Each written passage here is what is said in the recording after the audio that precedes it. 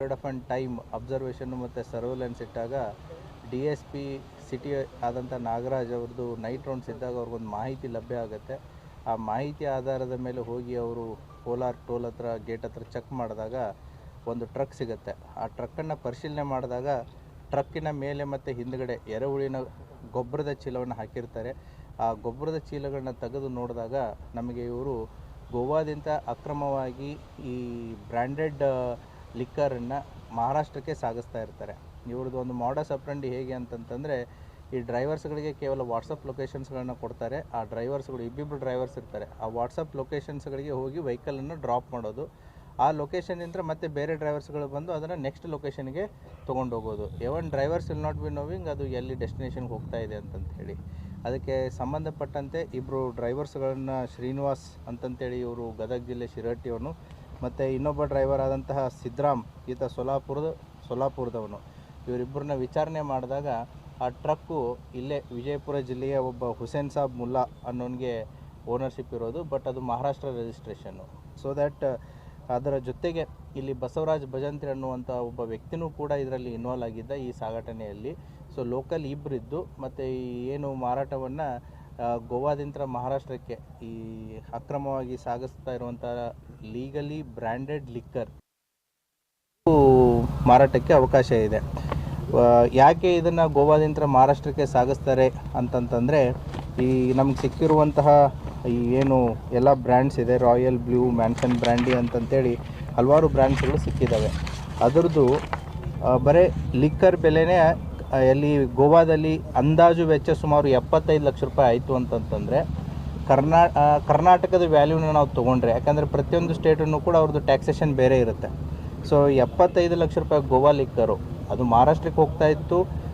ಒಂದು ವೇಳೆ ನಾವು ಇದನ್ನು ಕರ್ನಾಟಕದ ಲೆಕ್ಕಕ್ಕೆ ನಾವು ಕ್ಯಾಲ್ಕುಲೇಷನ್ ಮಾಡಿದಾಗ ಸುಮಾರು 64 ಲಕ್ಷರಷ್ಟು ಲಾಭ ಸಿಗುತ್ತೆ ಇದಕ್ಕೆ.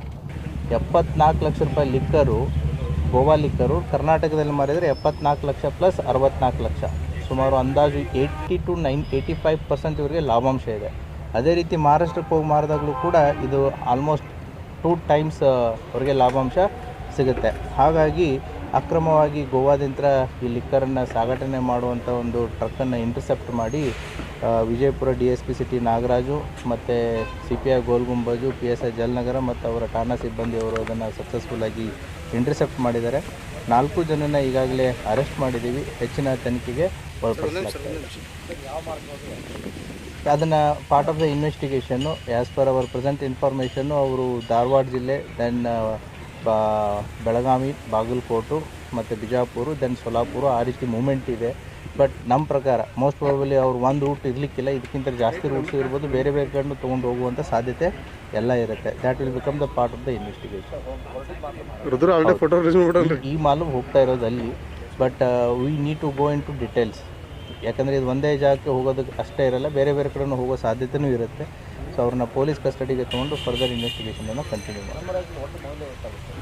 ನಮ್ಮ ರಾಜ್ಯದ ಒಟ್ಟು ಮೌಲ್ಯ ಇದರದ್ದು 74 ಲಕ್ಷ ಚಿಲ್ಲರೆ, ಇದು 75 ಲಕ್ಷದ ಮೌಲ್ಯದ, ಅಂದರೆ ಗೋವಾ ರೇಟಿನ ಪ್ರಕಾರ, ಗೋವಾ MRP ರೇಟಿನ ಪ್ರಕಾರ 75 ಲಕ್ಷ ಮೌಲ್ಯ ಆಗುತ್ತೆ ಈ ಎಲ್ಲ ಬಾಕ್ಸ್ಗಳದ್ದು.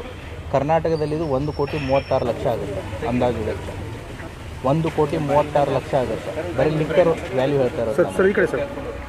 ಮಹಾರಾಷ್ಟ್ರದ ರೇಟ್ ಗೊತ್ತಿಲ್ಲ ನನಗೆ. So we have to check, every state has the different rates. ಇದು ಟೋಟಲ್ಲು